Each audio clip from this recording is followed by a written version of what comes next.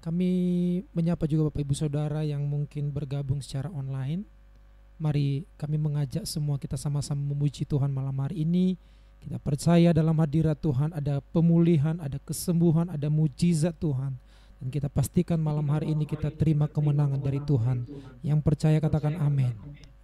Puji nama Tuhan, mari kita bersatu dalam doa terlebih dahulu Bapak Ibu Saudara.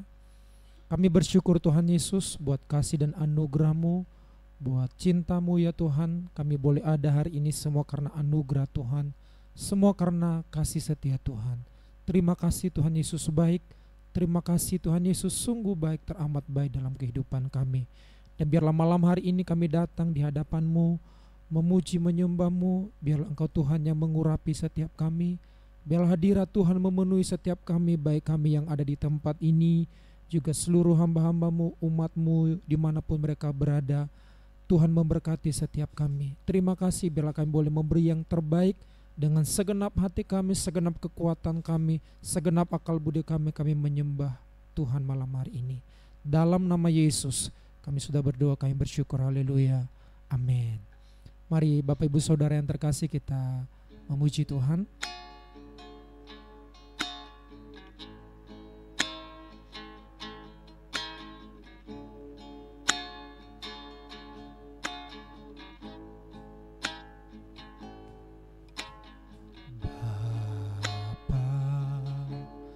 Kau setia,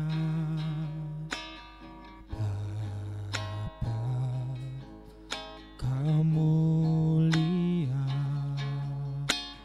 tenanglah jiwaku, nyaman bersamamu.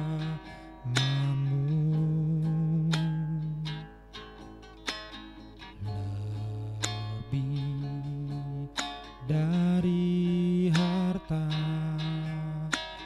Kaulah segalanya,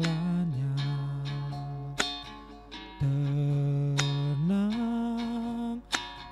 jiwaku dalam hadirat-Mu.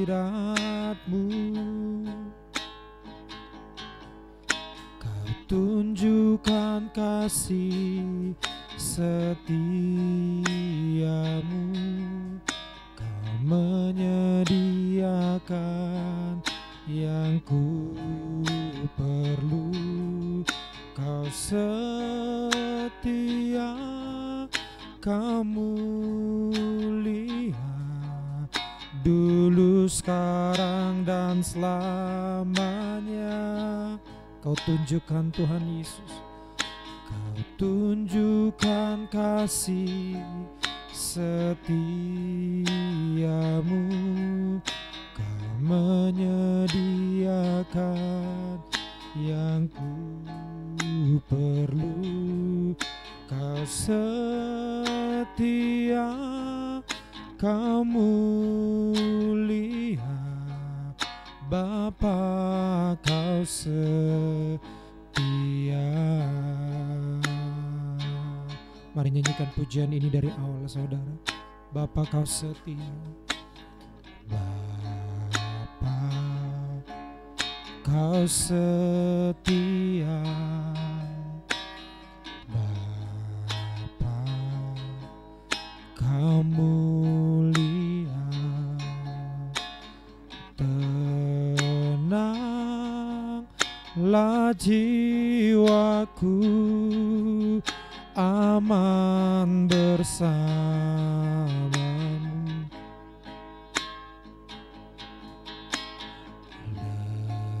Lebih dari harta Kaulah segalanya,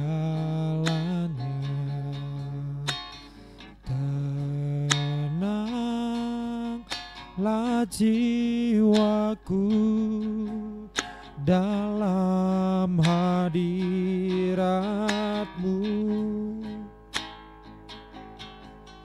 Kau tunjukkan kasih setiamu, Kau menyediakan yang ku perlu. Kau setia, Kau mulia, dulu, sekarang, dan selamanya. Kau tunjukkan Tuhan, Kau tunjukkan kasih setiamu. Kau menyediakan yang ku perlu. Kau setia, Kau mulia, Bapa, Kau setia. Kau tunjukkan Tuhan, Kau tunjukkan kasih setiamu. Kau menyediakan yang ku perlu. Kau setia, Kau mulia, dulu, sekarang, dan selamanya. Kau tunjukkan kasih setiamu. Kau menyediakan yang ku perlu. Kau setia, Kau mulia, Bapa, Kau setia. Kau setia Tuhan, Kau setia, Kau mulia, Bapa, Kau setia. Kau setia, Kau mulia, Bapa, Kau setia. Mari semua sembah Tuhan Bapak Ibu Saudara. Terima kasih, kami bersyukur, kami bersyukur, sebab Engkau Bapa yang setia, Bapa yang baik. Kami bersyukur, terima kasih, terima kasih, Yesus baik. Terima kasih, kami bersyukur Tuhan, sebab kasih setiamu sempurna bagi kami Tuhan. Kami bersyukur, haleluya, haleluya, haleluya, haleluya, haleluya. Terima kasih, terima kasih. Engkau baik ya Tuhan. Biarlah kami terus ingat akan Engkau ya Tuhan Yesus. Kami ingat akan kebaikan-Mu, anugerah-Mu, kasih-Mu ya Tuhan. Terima kasih, terima kasih Tuhan. Hati kami bersyukur, mulut kami memuji-muji-Mu, menyembah-Mu Tuhan, selama-lamanya Tuhan. Haleluya, haleluya. Terima kasih ya Tuhan, terima kasih. Terima kasih Tuhan Yesus baik. Mari terus ingat kebaikan Tuhan Bapak Ibu Saudara. Ingat kasih-Nya. Kita ada hari ini semua karena anugerah Tuhan. Terima kasih ya Tuhan Yesus.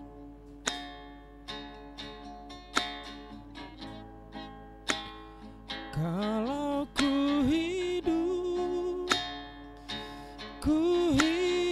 bagimu, hatiku tetap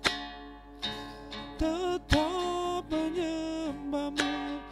Dunia tak bisa menjauhkanku dari kasih-Mu.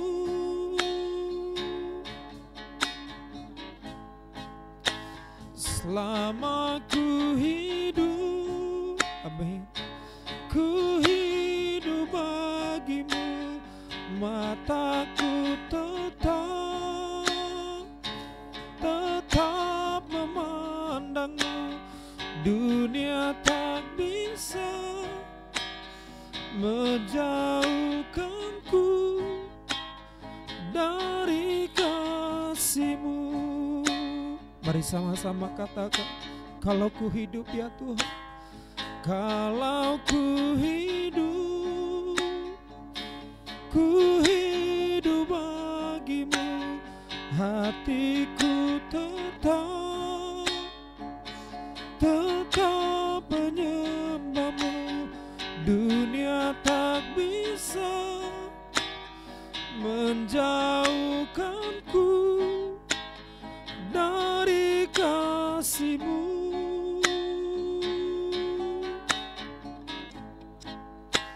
Selama ku hidup bagimu, mataku tetap memandangmu. Dunia tak bisa menjauhkanku dari kasih-Mu. Boleh sekali lagi dengan iman katakan, kalau ku hidup bagimu, hatiku tetap menyembahmu. Dunia tak bisa menjauhkanku dari kasih-Mu. Terima kasih Tuhan. Selama ku hidup bagimu, mataku tetap memandangmu. Dunia tak bisa menjauhkanku dari kasih-Mu. Dunia tak bisa ya Tuhan. Dunia tak bisa menjauhkanku dari kasih-Mu.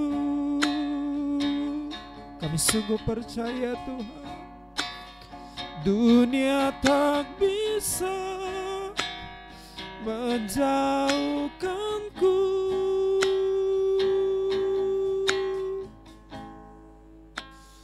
dari kasih-Mu. Mari sejenak ingat kebaikan Tuhan saudara.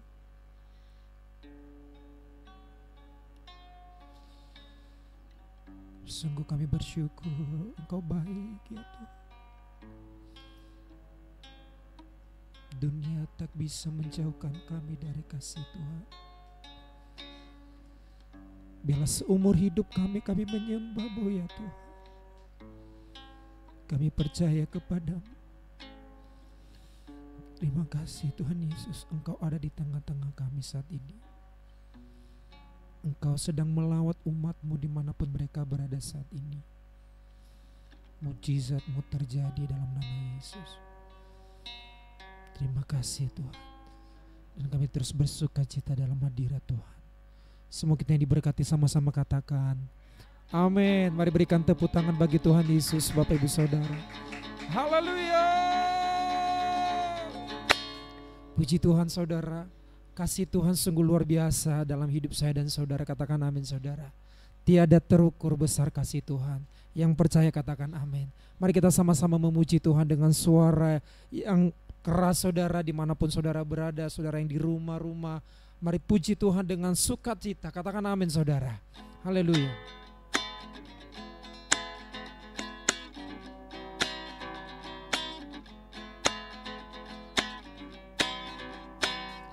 Tiada terukur besar kasih setia-Mu Tuhan. Panjang dan lebarnya melebihi lautan. Jauh tinggi saudara, jauh tinggi mengatasi langit.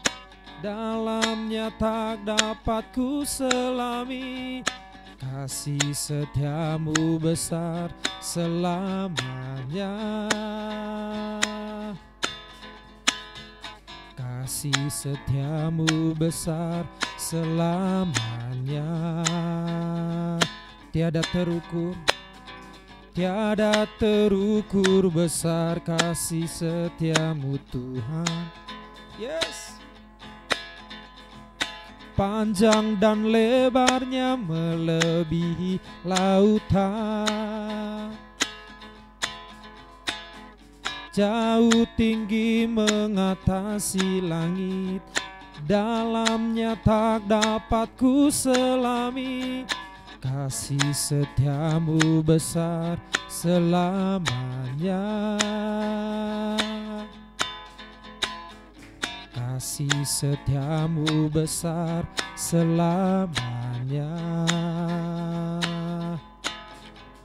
Hatiku bersyukur, jiwaku memuji, mulutku pun bersorak memuji Engkau, Yesus.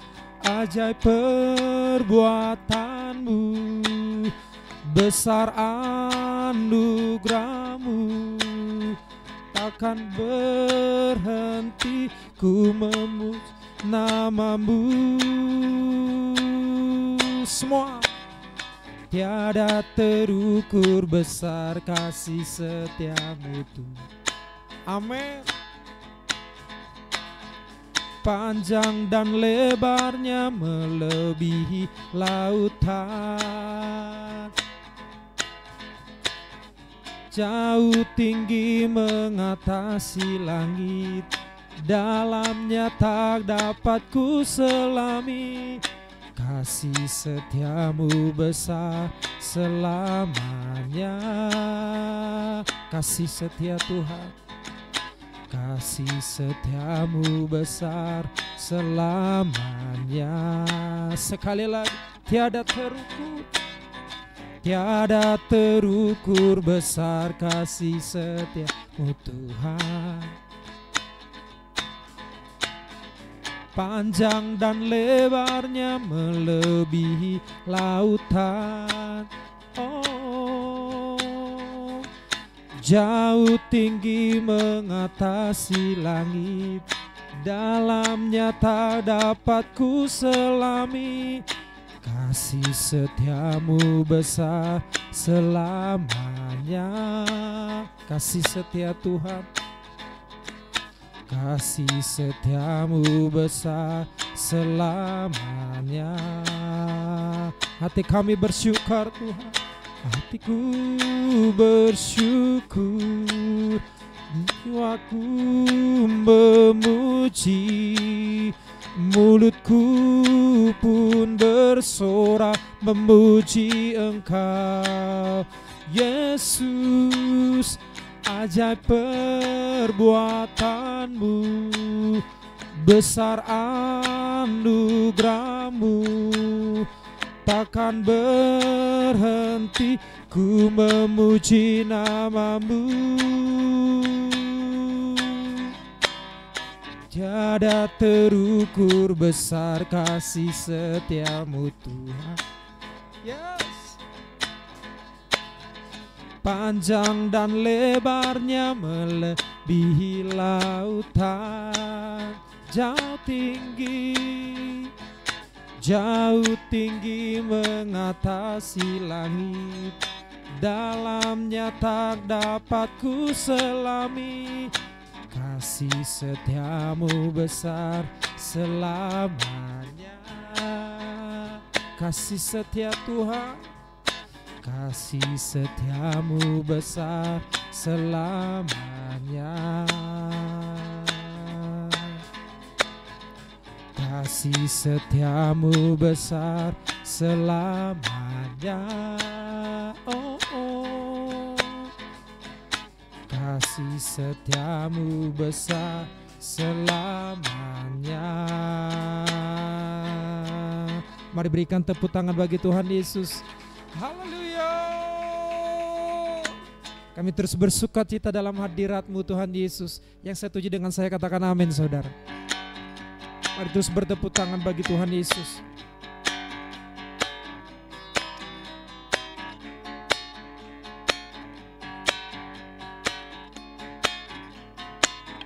Tiada berkesudahan kasih setia-Mu Tuhan, selalu baru rahmat-Mu bagiku. Amin. Hari berganti hari, tetap kulihat kasih-Mu, tak pernah berakhir di hidupku. Tuhan Yesus baik, amin. Sungguh amat baik, oh, oh, selama-lamanya. Tuhan Yesus baik, Tuhan Yesus baik, sungguh amat baik, amin. Untuk selama-lamanya Tuhan Yesus baik. Tiada berkesudahan kasih setia-Mu Tuhan, selalu baru rahmat-Mu bagiku. Hari berganti hari, tetap kulihat kasih-Mu, tak pernah berakhir di hidupku. Tuhan Yesus baik, amin. Untuk amat baik, untuk selama-lamanya. Tuhan Yesus baik, Tuhan Yesus baik, sungguh amat baik, untuk selama-lamanya. Tuhan Yesus baik. Boleh lebih lagi, Tuhan Yesus baik, sungguh amat baik, amin. Untuk selama-lamanya. Tuhan Yesus baik, Tuhan Yesus baik, sungguh amat baik, untuk selama-lamanya. Tuhan Yesus baik, untuk selama-lamanya. Tuhan Yesus baik, untuk selama-lamanya. Tuhan Yesus baik. Haleluya. Seberapa saudara yang percaya Tuhan Yesus baik, katakan amin saudara. Tuhan Yesus baik, amin. Sungguh amat baik, untuk selama-lamanya. Tuhan Yesus baik, Tuhan Yesus baik, Tuhan Yesus baik, sungguh amat baik, untuk selama-lamanya. Tuhan Yesus baik, sekali lagi, Tuhan Yesus baik, sungguh amat baik, untuk selama-lamanya. Tuhan Yesus baik, untuk selama-lamanya. Tuhan Yesus baik, untuk selama-lamanya. Tuhan Yesus baik. Haleluya. Puji nama Tuhan. Bapak Ibu Saudara, mari kita siapkan hati kita diberkati firman Tuhan malam hari ini.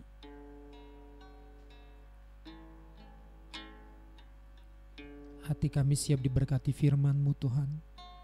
Urapi hamba-Mu dan urapi kami semua. Bila setiap benih firman Tuhan yang ditaburkan boleh menjadi dupa yang harum di hadapan-Mu ya Tuhan. Menjadi rema dalam hidup kami Tuhan Yesus. Terima kasih Tuhan.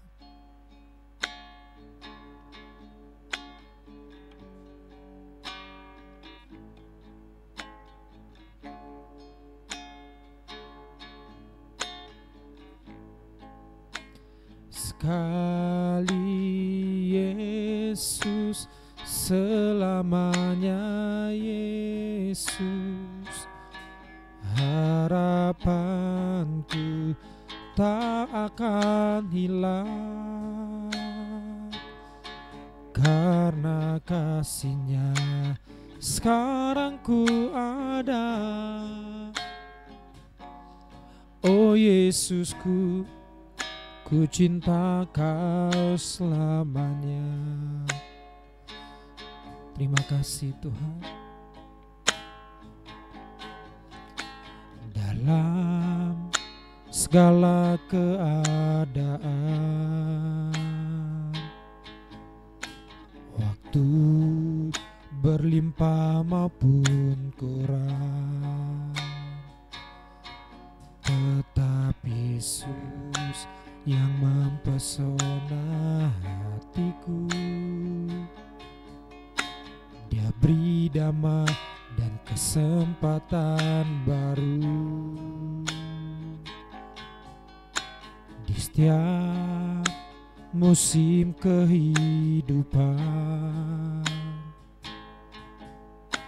Waktu berlimpah maupun lemah, tetap Yesus yang mempesona hatiku.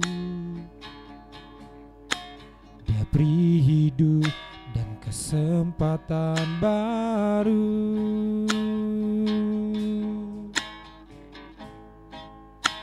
Sekali Yesus, selamanya Yesus, harapanku tak akan hilang, karena kasih-Nya sekarang ku ada.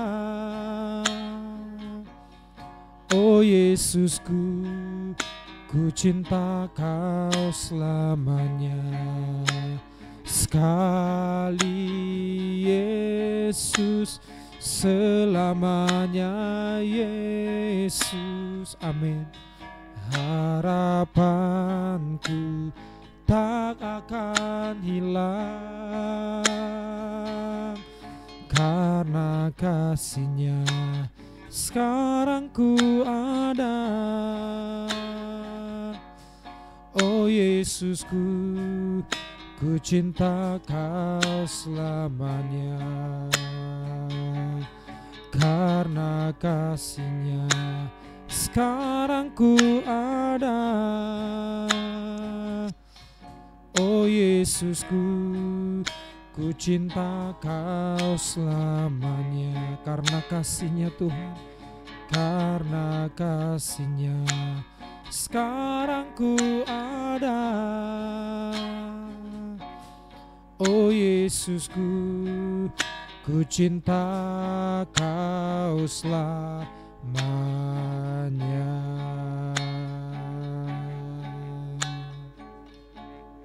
Saya persilakan hambanya.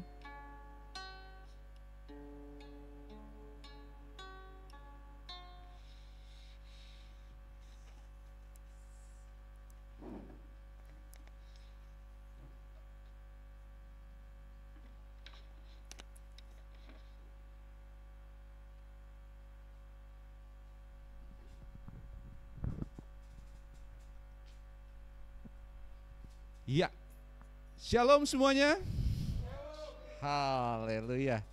Saya yakin semua diberkati dengan pujian penyembahan yang luar biasa tadi. Siapa yang diberkati boleh angcukan tangan. Wis, dahsyat. Nah, hari ini ya saya akan membahas satu tema yang memang sedang hot-hotnya nih. Ya, satu tema yang sedang hot-hotnya, yaitu soal tentang perpuluhan dan persembahan. Ya, karena lagi seru, lagi viral, lagi menyenangkan untuk membahas ini, dan banyak orang yang akhirnya jadi perdebatan sengit, yang akhirnya menjadi debat kusir jatuhnya. Bener nggak sih perpuluhan? Masih ada nggak sih perpuluhan? Ya nggak? Penting nggak sih perpuluhan? Buat apa sih perpuluhan gitu ya? Nah, hari ini kita akan belajar mengenai perpuluhan dan persembahan. Nah, sebelumnya saya mau jelasin dulu apa sih itu perpuluhan. Boleh next? Jos, ya, boleh next. Nah, apa sih itu perpuluhan? Nah, di sini kita udah tahu semua ya. Kayaknya nggak perlu dijelasin oleh seorang ahli juga. Kita udah tahu bahwa perpuluhan itu adalah kita memberi 10% dari penghasilan kita secara rutin kepada gereja, gitu ya, kepada tempat ibadah, gitu kan. Nah, di sini di Amsal dikatakan, muliakanlah Tuhan dengan hartamu dan dengan hasil pertama dari segala penghasilanmu.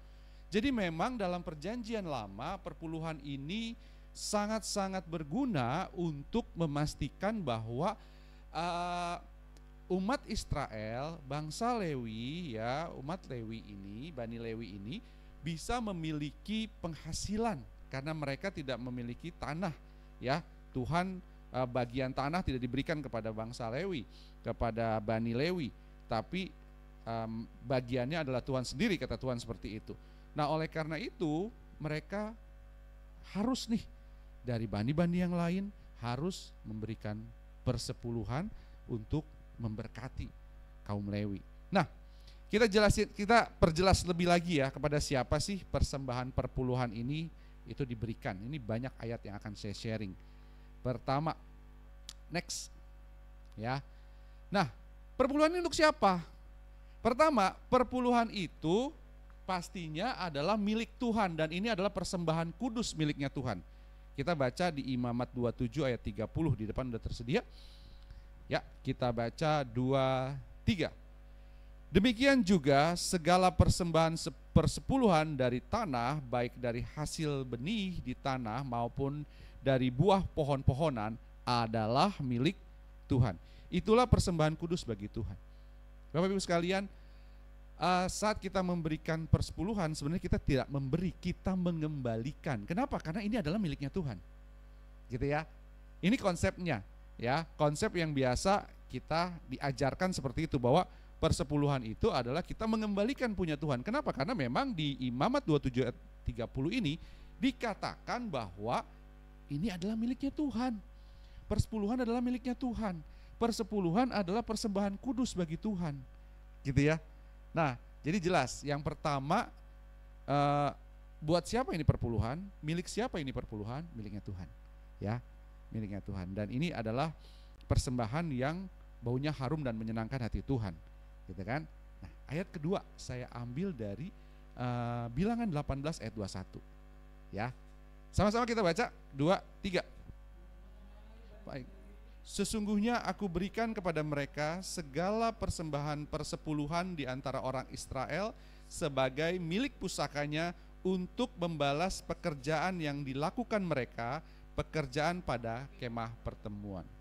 Bapak Ibu Saudara, ada satu kaum yang memang disuruh Tuhan, ditugaskan Tuhan untuk mengurus kemah pertemuan, untuk mengurus peribadatan yang dilakukan di sana. Ya, nah ini adalah Bani Lewi. Nah Bani Lewi berhak untuk menerima perpuluhan ini. Bani Lewi ini berhak untuk menerima perpuluhan ini pada zaman itu ya. Nah, jadi perpuluhan digunakan untuk menghidupi satu kaum ini. Ya, satu kaum Lewi ini. Ya enggak? Dan itu bagian-bagian yang terbaik. Karena memang mereka banyak dan harus nih dari jemaah yang lain ya, bani yang lain itu memberikan 1/10 dari apa yang mereka hasilkan untuk Bani Lewi, karena Bani Lewi tidak mendapatkan bagiannya. Ya, jadi perpuluhan gunanya untuk itu. Nah, next. Yang ketiga, Ulangan 26 ayat 12 ya. Ulangan 26 ayat 12. Kita baca sama-sama 2, 3. Apabila dalam tahun yang ketiga, tahun persembahan persepuluhan, engkau sudah selesai mengambil segala persembahan persepuluhan dari hasil tanahmu, maka haruslah engkau memberikannya kepada orang Lewi, orang asing, anak yatim, dan kepada janda, supaya mereka dapat makan di dalam tempatmu dan menjadi kenyang. Bapak Ibu, dari ayat ini kita juga belajar bahwa persepuluhan ini bukan sekedar ya diberikan kepada rumah Tuhan, bukan sekedar diberikan kepada kaum Lewi, ya, bukan sekedar diberikan ke kemah pertemuan, tapi dalam ulangan ini juga diberikan selain kepada orang Lewi, juga diberikan kepada orang-orang asing, ya, anak yatim, dan juga kepada janda. Jadi Bapak Ibu sekalian, terlalu kaku kalau kita bilang perpuluhan hanya bisa ke gereja gitu kan, ya enggak? Nah, karena apa? Ayat ini dengan jelas bahwa persepuluhan ini bisa juga kita gunakan untuk memberkati orang asing, anak yatim, dan kepada janda, atau bisa masuk ke areal diakonia gitu kan. Jadi tidak ada masalah sebenarnya kalau misalnya memang Bapak Ibu sekalian punya berkat dan mau memberikan persepuluhan atau apapun lagi namanya itu ya nanti ya, bukan kepada gereja saja ya, tapi juga kepada janda, kepada anak yatim, kepada orang asing, atau untuk membantu orang yang berkesusahan. It's okay, gak ada masalah. Kenapa? Karena ada dasar ayatnya gitu ya, ada dasar ayatnya. Nah terus kita baca yang keempat dari Nehemia 13 ayat 5. Nah ini sudah mulai lebih terkonsep ya, sudah mulai ada sistem yang lebih bagus gitu ya. Nah di Nehemia 13 ayat 5, menyediakan sebuah bilik besar bagi Tobia itu. Sebelumnya orang membawa ke bilik itu korban sajian, kemenyan, perkakas-perkakas, dan persembahan persepuluhan daripada gandum, anggur, dan minyak, yang menjadi hak orang-orang Lewi, para penyanyi, para penunggu pintu gerbang, dan persembahan khusus bagi para imam. Jadi ya, selain kepada janda, orang asing, ya enggak, anak yatim, ini juga bisa diberikan kepada pelayan-pelayan Tuhan, para penyanyi, ya, WL, singer, imam musik, ini berhak mereka untuk mendapatkan ini, seperti itu. Terus juga para penunggu pintu gerbang, usher, ya kan, penunggu pintu gerbang, usher bisa gitu loh, nggak ada masalah, ya enggak. Nah, dan juga bagi para imam. Jadi persembahan persepuluhan ini itu bisa digunakan sebenarnya banyak, ya banyak. Waktu di zaman perjanjian lama ini tidak melulu untuk kaum Lewi, tidak melulu untuk kemah pertemuan, enggak, tapi juga bisa untuk janda, orang asing, ya kan, penyanyi, penunggu pintu gerbang, dan juga kepada para imam, ya. Nah, ayat terakhir di pendahuluan, next. Nah, di Maleakhi 3 ayat 10 ini ngetop banget ya soal persepuluhan tuh di sini. Kenapa? Karena di sini ada berkat, ada kutuk gitu ya. Nah, kita baca Maleakhi 3 ayat 10. Bawalah seluruh persembahan persepuluhan itu ke dalam rumah perbendaharaan, supaya ada persediaan makanan di rumahku, dan ujilah aku, ya, Firman Tuhan semesta alam, apakah aku tidak akan membukakan bagimu tingkap-tingkap langit, ya, dan mencurahkan berkat kepadamu sampai berkelimpahan. Amin. Nah, di sini yang saya catat adalah guna persepuluhan adalah supaya ada persediaan makanan di rumah Tuhan. Sehingga tidak ada umat Tuhan ini yang berkesusahan, yang sulit, yang miskin. Ya enggak? Ini adalah lumbung seperti lumbung Yusuf gitu ya. Sebenarnya bisa dikatakan seperti itu. Jadi saat di Maleaki itu sudah lebih terorganisir lagi gitu. Sudah jauh lebih terorganisir.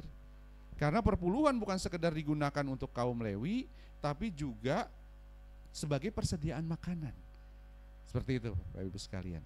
Nah, namun kalau kita bicara di masa perjanjian lama ya Bapak Ibu, setiap hukum Taurat, setiap aturan yang ada ya, itu motivasinya saat seseorang memberikan persembahan, motivasinya adalah pertama karena takut dikutuk, betul? Ya enggak? Wow, salah sedikit hukumnya rajam, mati, bumi terbelah, betul kan ya? Api turun dari langit, itu yang terjadi Bapak Ibu sekalian. Ya enggak? Nah, yang kedua, mereka memberikan perpuluhan karena apa? Karena mendapatkan janji berkat. Dan enggak banyak dan enggak sedikit juga dari kita yang seperti itu ya. Betul enggak?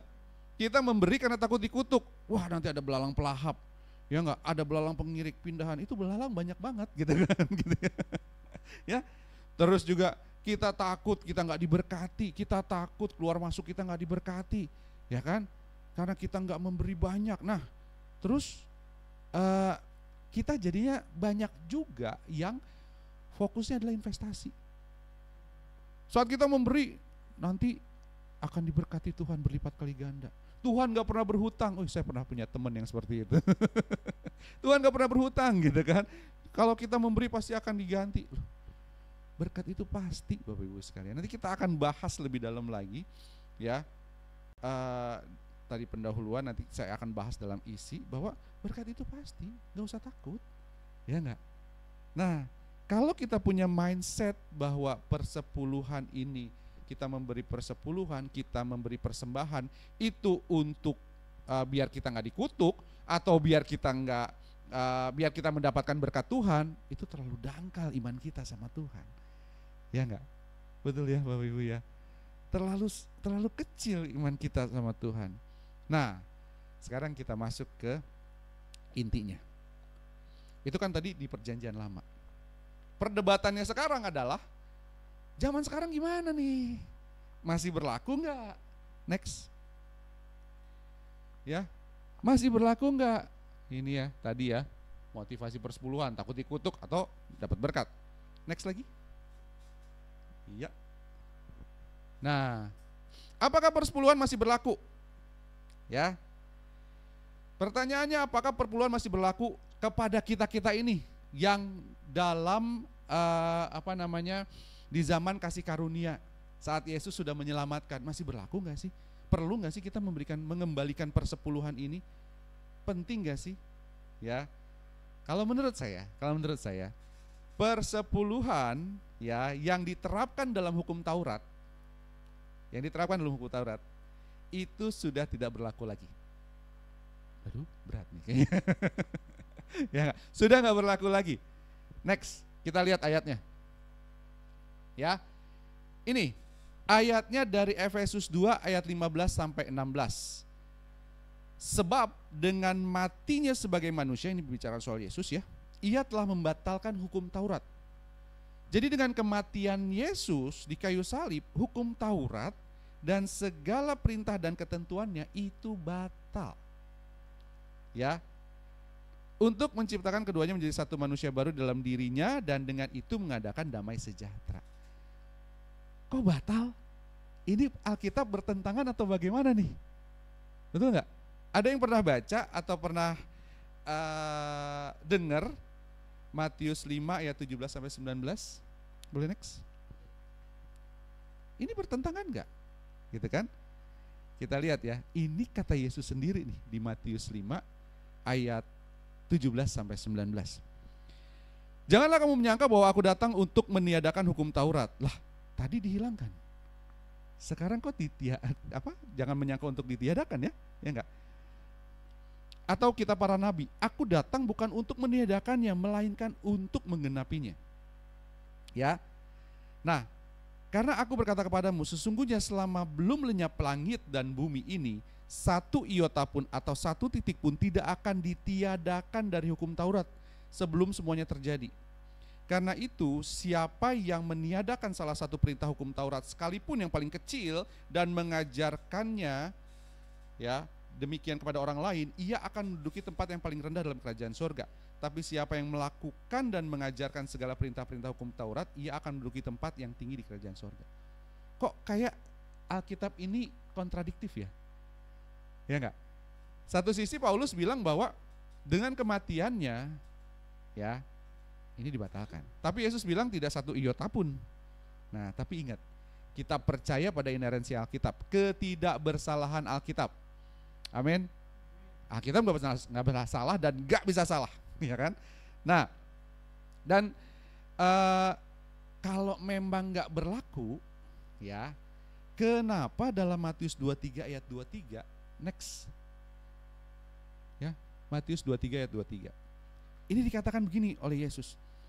Celakalah kamu hai ahli Taurat dan orang-orang Farisi, hai kamu orang-orang munafik, sebab persepuluhan dari selasih, adas manis dan jintan kamu bayar.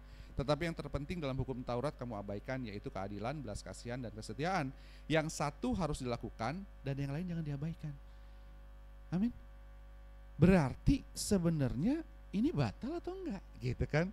Ya enggak? Ini batal atau tidak? Nah, waktu saya belajar di STT, ya, diajarkan bahwa pertama-tama kita harus mengerti terlebih dahulu mengenai hukum dalam perjanjian lama, ya. Nah, jadi next, di dalam perjanjian lama ini, dalam hukum Taurat ada 3 hukum, ada 3 jenis hukum, ya, yang berlaku di sana. Dalam hukum Taurat ada 3 jenis hukum. Yang pertama adalah hukum seremonial, ya, hukum seremonial. Hukum seremonial itu kayak gimana sih? Contohnya persembahan kurban, ya, itu harus dipotong sedemikian rupa, harus tidak bercacat celak. Kalau misalnya misalnya kayak sekarang nih lagi rame lembu merah, ya, lembu betina merah yang belum pernah kena cook, ya kan, udah mulai siap gitu ya di Israel. Nah, itu harus nih persembahan kurban. Sunat, ya, perpuluhan, ya kan, ketentuan penyucian, ya enggak, terus persembahan tentang makanan, tentang pakaian, ini semua seremonial yang sebenarnya sudah digenapi oleh Yesus, oleh kelahiran dan kehidupannya, ya. Jadi hukum Taurat tadi kan dibilang bahwa tidak ada satupun yang akan hilang sebelum semuanya tergenapi, betul ya? Itu satu yang Tuhan Yesus bilang di Matius 15 ayat 17, ya. Dia datang untuk menggenapi. Jadi dari hidupnya dia menggenapi hukum Taurat, ya kan? Nah, terus juga itu hukum yang pertama adalah hukum seremonial. Jadi harus melakukan A, B, C. Kebetulan 1 bulan ini saya memang lagi ngabisin dari Keluaran, terus Imamat, Bilangan. Itu memang kadang-kadang kita, kalau saya baca gitu ya, sulit banget hidup mereka.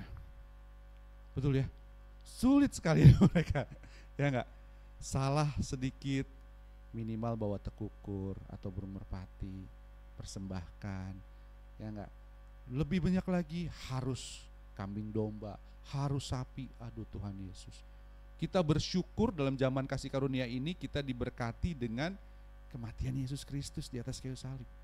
Dia menjadi korban yang menghapuskan dosa kita, saudara. Kalau enggak kita di bawah hukum Taurat. Aduh. Nah, itu hukum yang pertama, hukum seremonial. Ini sudah enggak berlaku lagi sebenarnya. Karena apa? Sudah digenapi oleh Yesus. Ya, hukum seremonial ini udah enggak berlaku karena udah digenapi oleh Yesus. Dalam kematiannya ini sudah tidak berlaku lagi. Ini yang nggak berlaku. Yang kedua adalah hukum yudisial. Nah, ini orang hukum ngerti nih hukum yudisial. Hukum yudisial adalah peraturan yang menerapkan hukum atau sanksi agar peraturan lainnya dapat dijalankan dengan baik. Contohnya, saksi jika hukum perpuluhan dilanggar, sanksi jika hukum perpuluhan dilanggar ya. Terus pencuri domba harus mengembalikan 4 kali lipat, misalnya seperti itu, ya enggak. Terus juga hukum cambuk, ya tidak boleh dari 40 kali cambukan, ya. Terus juga mata ganti mata, gigi ganti gigi. Nah, hukum yudisial ini juga sudah tidak berlaku. Kenapa? Kita punya otoritas yang lebih tinggi, yaitu negara sekarang. Gitu ya. Kita tidak menggunakan hukum yudisial tersebut. Jadi dua hal ini tidak berlaku. Nah, berarti mana yang Tuhan Yesus bilang bahwa tidak satu iota pun yang hilang. Yang ketiga adalah hukum moral. Hukum moral. Nah, hukum moral ini yang terus berlangsung sampai hari ini. Gitu ya. Hukum moral ini yang dikatakan Yesus, segala perintah dalam hukum Taurat tidak akan hilang. Gitu loh Bapak Ibu sekalian. Ya. Dalam hukum moral, kita dapat melaksanakan apa yang tertulis pada Markus 12 ayat 30 sampai 31. Kasihilah Tuhan Allahmu dengan segenap hatimu, dengan segenap jiwamu, dan dengan segenap akal budimu, dan dengan segenap kekuatanmu. Dan hukum yang kedua ialah kasihilah sesamamu manusia seperti dirimu sendiri. Tidak ada hukum lain yang lebih utama daripada kedua hukum tersebut. Jadi Bapak Ibu sekalian, ya, saat kita dalam keadaan sekarang hidup dalam kasih karunia Tuhan, hukum moral dalam hukum Taurat tidak bisa dan tidak akan hilang satu iota pun. Tapi hukum seremonial, ya, udah digenapi oleh Yesus di atas kayu salib. Hukum yudisial sudah tidak berlaku lagi, iya enggak? Diambil hukum yang lain. Tapi hukum moral itu nggak bisa lepas dari kita. Nah, jadi di sini saya katakan Matius 23 ayat 23 tadi hubungannya tentang penerapan hukum moral. Saat Yesus bilang bahwa yang satu harus dilakukan, yang lain jangan diabaikan. Ya enggak? Memberi itu hukum moralnya apa? Itu yang harus kita ketahui. Memberi perpuluhan itu hukum moralnya apa? Bukan seremonialnya lagi nih yang penting, tapi hukum moral tersebut yang penting. Gitu Bapak Ibu sekalian. Ya. Nah, Matius 23 ayat 23 hubungannya dengan penerapan hukum moral. Maka Yesus sebenarnya ya menekankan tentang pentingnya melaksanakan hukum moral dari persepuluhan dengan menambahkan keadilan, belas kasihan dan kesetiaan. Jadi ada hukum moralnya plus ya ditambah keadilan, belas kasihan dan kesetiaan. Nah, jadi terminologi dan sistem ya dalam hukum seremonial perpuluhan dari hukum Taurat jelas sudah tidak berlaku lagi. Ya. Nah, yang berlaku adalah persembahan yang kita berikan sesuai dengan hukum moral. Ya, next. Seperti ada tertulis di sini di 2 Korintus 9 ayat 7 sampai 8. Ini hukum moralnya memberi Bapak Ibu sekalian. Ya. Hendaklah masing-masing memberikan menurut kerelaan hatinya. Amin. Jangan dengan sedih hati atau karena paksaan. Ya, sebab Allah mengasihi orang yang memberi dengan sukacita. Amin Bapak Ibu. Amin ya. Jadi bukan gara-gara kita takut dikutuk, bukan gara-gara kita takut nggak dapat berkat, gitu kan? Ya, tapi karena memang motivasinya adalah rela hati mengasihi. Itu hukum moralnya dalam memberi. Amin. Amin. Jadi nggak hilang. Jadi Alkitab itu inerensi Alkitab tidak pernah salah. Ya, seperti itu. Nah, jadi sistem hukum seremonial dan hukum yudisial dalam perpuluhan sudah tidak berlaku. Jelas ya, kita sepakat semuanya bahwa hukum seremonial dan hukum yudisialnya sudah tidak berlaku dalam perpuluhan. Namun hukum moral dalam persembahan, dalam memberi yang terbaik kepada Tuhan, ya, persembahan dan perpuluhan tetap berlaku. Sehingga saat kita memberi persembahan, motivasi kita bukan tadi lagi. Bukan karena takut, bukan karena kita melaksanakan hukum. Yang penting gue ngelaksanain deh, bukan. Tapi motivasi kita ya itu memberikan perpuluhan karena apa? Pertama, next, yes. Ya. Pertama, kita memberi karena kita ingin memprioritaskan Tuhan dalam keuangan kita. Betul ya? Menjadikan Dia sebagai yang utama dan pertama dalam pengelolaan keuangan kita, Bapak Ibu sekalian. Amin. Kenapa? Memang Tuhan berhak kok untuk menjadi yang utama dan pertama dalam setiap lini kehidupan kita. Ya enggak? Seperti itu Bapak Ibu sekalian. Jadi kita mau memprioritaskan Tuhan. Kita mau Tuhan jadi prioritas utama kita. Dalam hal keuangan, dalam bisnis, dalam pekerjaan, dalam apapun. Tuhan duluan. Amin. Seperti itu. Nah, terus yang kedua, motivasi kita apa? Karena kita mau menyenangkan hati Tuhan Bapak Ibu sekalian. Kita mau menyenangkan hati Tuhan. Ya enggak? Kalau kita bilang kita mengasihi Tuhan, ya, kita pasti akan ingin menyenangkan hatinya. Saat persembahan itu waktu zaman di padang gurun, banyak sekali Tuhan mengatakan yang persembahan itu yang baunya harum dan menyenangkan bagi Tuhan. Amin. Saudara, jadi saat kita memberi persembahan masih ada hukum moral bahwa persembahan ini menyenangkan hati Tuhan Bapak Ibu sekalian. Dan saat kita mengasihi, kita pasti memberi. Ya enggak? Karena kamu enggak akan bisa, kita enggak akan bisa, mungkin kita bisa memberi tanpa mengasihi. Tapi kita enggak akan bisa mengasihi tanpa memberi. Amin. Kalau kita bilang kita mengasihi Tuhan, kita pasti akan memberikan yang terbaik kepada Tuhan. Uang kita, talenta kita, waktu kita. Ya enggak? Apapun yang kita miliki, pasti yang terbaik. Amin. Ya enggak? Nah, yang ketiga adalah motivasi kita ingin juga jadi bagian untuk melaksanakan amanat agung. Amin. Untuk melaksanakan amanat agung. Karena gak semua orang punya talenta kayak Setia. Amin. Gak semua orang bisa khotbah, gak semua orang bisa penginjilan kemana-mana, gak semua orang bisa main musik gitu ya, main kahon mungkin kayak Joshua. Tapi semua orang bisa memberi asal rela. Betul ya? Seperti itu. Nah, semua orang bisa punya kerelaan hati untuk memberkati dan berperan serta dalam melaksanakan amanat agung. Bagaimana? Pertama adalah dengan memberkati kehidupan para hamba Tuhan. Bapak Ibu sekalian, enggak salah kalau misalnya perpuluhan itu digunakan oleh hamba Tuhan. Ini saya jelaskan ya, karena banyak yang bilang bahwa wah, Paulus aja nggak pakai kok. Ya itu idealnya. Dia bilang bahwa aku berhak, tapi aku tidak menggunakannya. Walaupun aku berhak. Apa upahku? Upahku adalah memberitakan Injil tanpa upah. Dia bilang seperti itu. Tapi boleh, nggak ada masalah. Kenapa? Karena dalam 1 Korintus 9 ayat 14 dikatakan, demikian pula Tuhan sudah menetapkan. Ini Paulus mengatakan bahwa mereka yang memberitakan Injil harus hidup dari pemberitaan Injil tersebut. Bapak Ibu sekalian, enggak salah kalau misalnya seorang hamba Tuhan itu diberkati dari perpuluhan Bapak Ibu sekalian.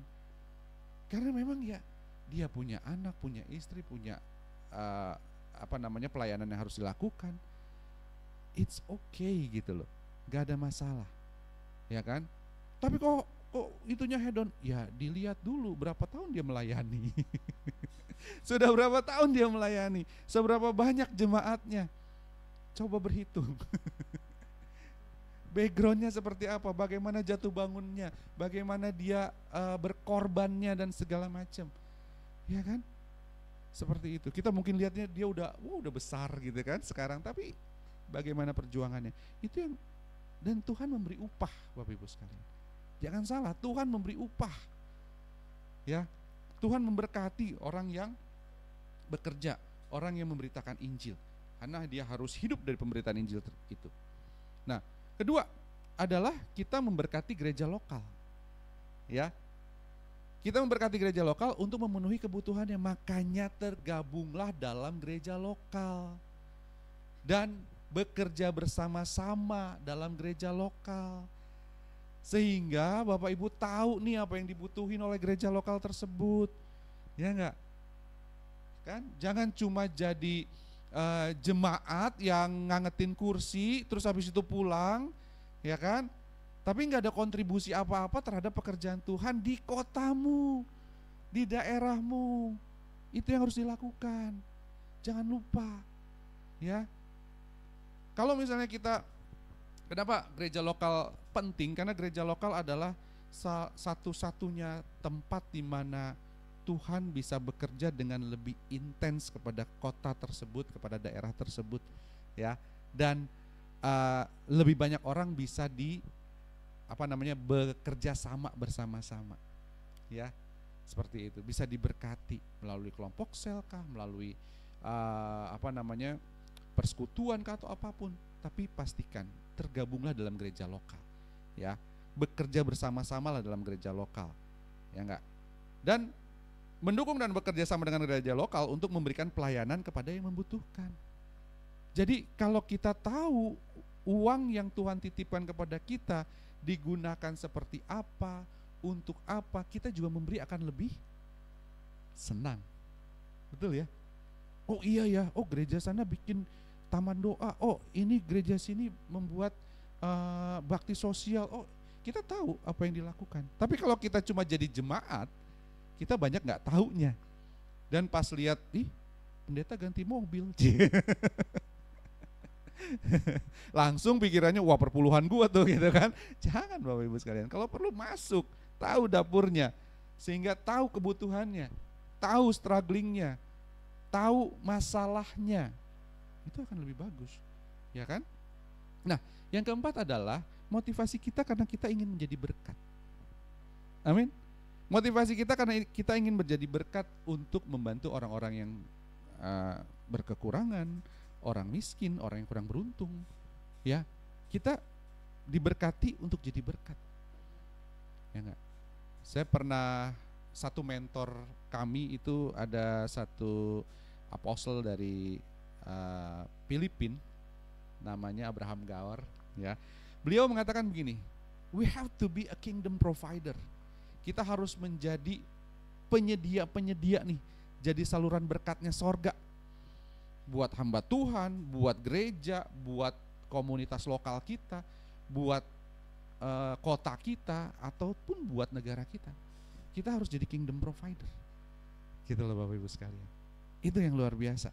Nah, jadi dengan motivasi kita mengasihi, kerelaan hati, ya, itu kita bisa memprioritaskan Tuhan, menyenangkan hati Tuhan, mendukung amanat agung, dan juga menjadi berkat. Amin. Amin. Nah, tapi kalau kita nggak beri perpuluhan, kalau di perjanjian lama pasti kena kutuk kan, ya gitu kan? Ya nggak? Nah, lalu gimana dengan kutuk-kutuk yang akan menimpa kita kalau kita tidak membayar perpuluhan? Ya nggak? Ada kan? Di Alkitab ada ya. Nah, balik lagi. Yang kita ambil adalah hukum moralnya. Kalau kita baca, kita pelajari Maleakhi 3 ayat 8 sampai 9, ya. Ayat 8 sampai 9. Dikatakan begini, bolehkah manusia menipu Allah, namun kamu menipu aku? Tapi kamu berkata, dengan cara bagaimanakah kami menipu engkau? Mengenai persembahan persepuluhan dan persembahan khusus. Kamu telah kena kutuk, tapi kamu masih menipu aku. Ya, kamu segenap bangsa. Bapak Ibu, kalau kita bicara penafsiran Alkitab, kita harus bicara, lihat konteksnya dan kepada siapa ini dibicarakan. Konteksnya di sini adalah bukan sekedar orang yang tidak mengembalikan persepuluhan, tapi di sini adalah orang-orang yang menipu Allah. Orang-orang yang menipu Allah dengan apa? Dengan tidak mengembalikan persepuluhan. Maksudnya orang yang menipu Tuhan tuh misalnya gimana? Misalnya gini, pertama, sebenarnya dia sanggup untuk memberkati. Sebenarnya dia sanggup nih untuk menjadi alat Tuhan nih, ya enggak? Sebenarnya dia sanggup nih untuk memberi, berkontribusi pada gereja lokal, berkontribusi kepada orang susah, orang miskin. Tapi dia menahan diri, ya. Akhirnya apa? Itu menipu Tuhan, Bapak Ibu sekalian. Itulah nggak usah dikutuk Tuhan juga udah pasti deh, ya enggak? Kenapa? Ya enggak menyenangkan hati Tuhan. dia terpisah dari Tuhan kok kalau kayak begitu.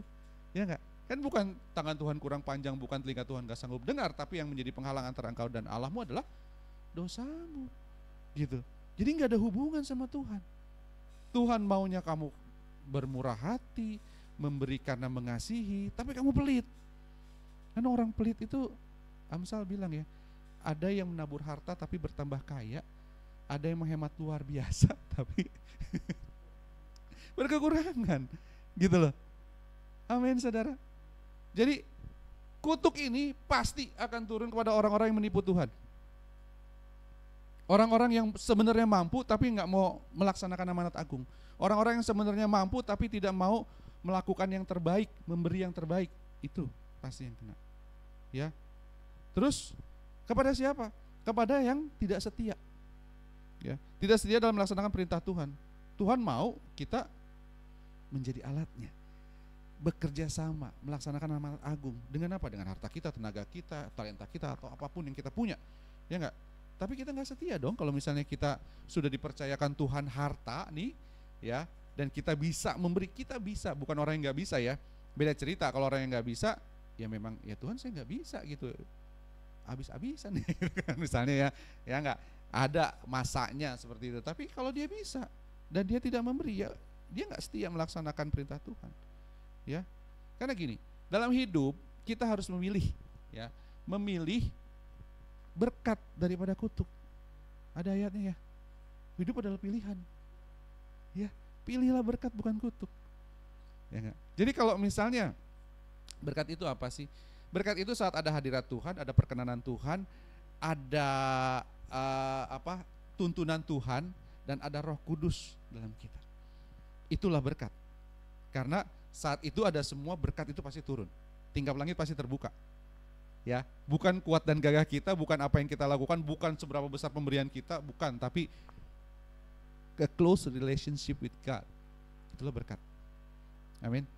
Karena bersama Tuhan siapa lawan kita, kata Alkitab katakan. Bersama Tuhan kita cakap menanggung segala perkara. Itulah berkat. Hadirat Tuhan, itulah berkat. Nah, lawannya berkat apa? Kutuk. Kutuk berarti terpisah dari Tuhan, jauh dari Tuhan, tidak bersama-sama dengan Tuhan. Amin. Nah, jadi itu yang perlu kita tahu. Kita harus pilih berkat, pilih dekat dengan Tuhan. Amin.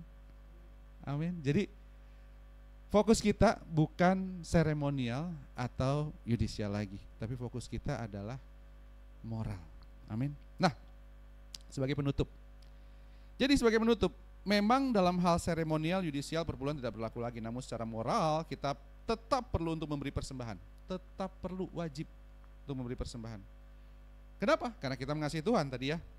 Karena kita ingin menjalankan misi amanat agung. Ya, dan kita mau jadi saluran berkat. Serta mau menjalankan perintah Tuhan karena kita mengasihinya. Kita melaksanakan perintah Tuhan karena kita mengasihi Dia. Bukan karena takut dikutuk, bukan karena takut enggak diberkati. Ya kan? Bahkan kalau bersama Tuhan, berkat itu yang mengejar kita. Amin. Kita yang dikejar berkat. Seperti itu Bapak Ibu sekalian. Nah, jadi bagaimana dengan jumlahnya nih sekarang? Ya enggak? Apakah harus 10% atau harus bagaimana? Itu sih balik lagi terserah. Karena Tuhan tuh layak yang terbaik. Gitu ya. Layak yang terbaik. Namun konsep memberi secara rutin dalam perpuluhan sebenarnya ini membantu kita untuk bisa melakukan manajemen keuangan yang baik. Gitu ya. Nah, kita belajar juga kalau misalnya nih ya mau terminologinya apakah, misalnya di gereja Anda tetap ada namanya perpuluhan, it's okay. Tapi kalaupun misalnya jadi persembahan rutin bulanan gitu kan, nggak ada masalah. Mau memberi 10%, 20%, 30% atau 100% pun itu terserah. Asal motivasinya benar. Motivasinya adalah kita mengasihi Tuhan. Amin. Seperti itu. Dan ini adalah komitmen sebenarnya. Kalau kita misalnya mau, saya mau rutin deh setiap bulan, ya dari gaji saya ini, dari penghasilan saya ini, saya mau rutin setiap bulan minimal 10%. Ya enggak? Seperti itu. Tapi kalau misalnya ada yang ini nggak apa-apa, Tuhan juga nggak ngerti kok. Misalnya kan ada suatu kali misalnya ada kebutuhan apa, ya masa sih kita keluarga kita berkekurangan gitu ya, terus kita uh, membelain yang lain dulu daripada keluarga kita. Bahkan Yesus pernah mengatakan, kamu munafik, ya kan? Kamu bilang pada orang tuamu bahwa semua uang yang aku punya udah aku berikan kepada Tuhan, padahal dia butuh gitu kan? Ya nggak? Jangan sampai kita jadi orang-orang munafik. Fokus dulu lah pelayanan kita di mana. Pertama kan pasti keluarga, gitu kan? Nah, jadi ini bagus untuk melatih kita secara rutin memberi, melatih kita berkomitmen terhadap pekerjaan yang Tuhan mau kita lakukan. Seperti itu. Nah, jadi Bapak Ibu sekalian, ya, intinya kita harus berikan yang terbaik kepada Tuhan. Ya, mau berapapun nilainya, persentasenya, lebih bagusnya memang rutin dengan nominal minimal yang kita tentukan, ya. Dan itu pastikan kita mampu dan jangan sampai menipu Tuhan. Amin. Jangan sampai juga, ini kejadian beneran ya Bapak Ibu sekalian ya. Masalah janji iman juga, ya. Janji iman itu ya benar-benar kalau kita mampu. Kalau nggak mampu ya jangan berjanji, ya nggak? Kenapa? Karena takutnya yang namanya nazar tidak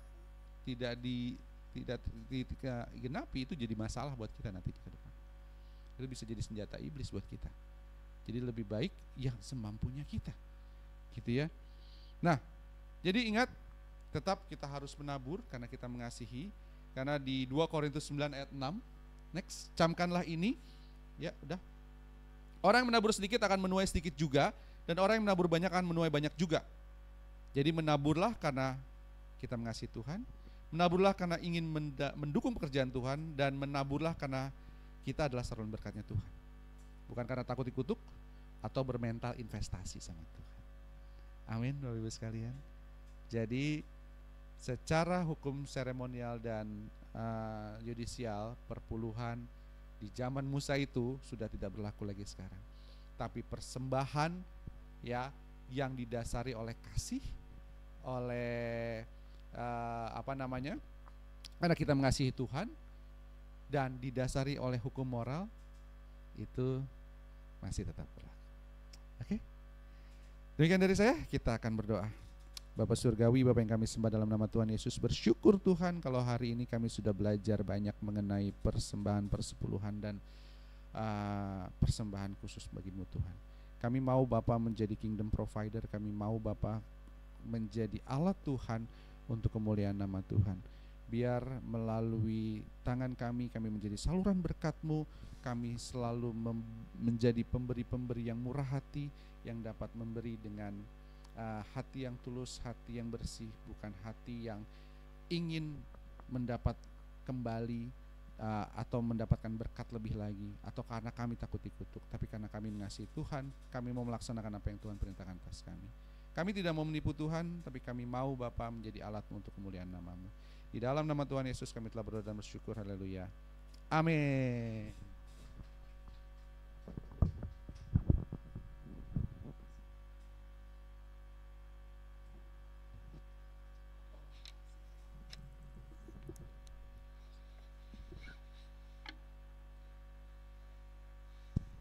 Saatnya untuk kita memberi persembahan kepada Tuhan. Ya. Boleh ditampilkan, Jos? Sudah? Oke. Ya. Kita akan berdoa untuk persembahan kita. Persembahan ini untuk mendukung pekerjaan Tuhan di tempat ini, dan biar lebih banyak lagi jiwa yang diselamatkan. Bapak Surgawi, Bapak yang kami sembah dalam nama Tuhan Yesus, kami akan memberi yang terbaik kepada Tuhan karena kami mengasihi Tuhan. Biar uang di tangan kami ini yang adalah benda mati bisa menjadi alat yang hidup untuk kemuliaan nama Tuhan.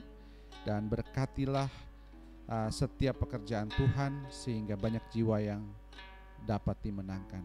Kami percaya berkat Tuhan pasti atas kami, dan melalui hidup kami nama Tuhan dipermuliakan. Di dalam nama Tuhan Yesus yang siap memberi, sama-sama katakan amin.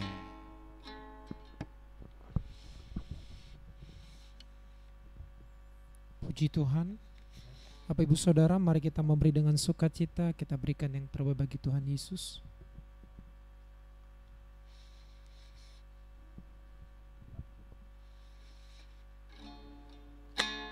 Segalanya yang ku miliki, semuanya daripadamu, kan ku bawa persembahanku yang terbaik hanya bagimu. Segalanya yang ku miliki, semuanya daripadamu, kan ku bawa persembahanku yang terbaik hanya bagimu, kan ku bawa persembahanku yang terbaik hanya bagimu. Puji nama Tuhan.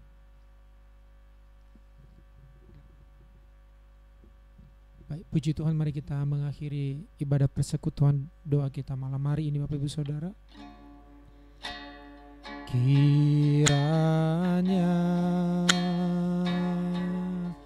Engkau memberkati aku berlimpah-limpah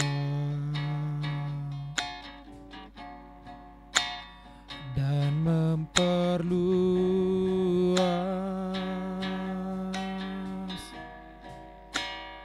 daerahku,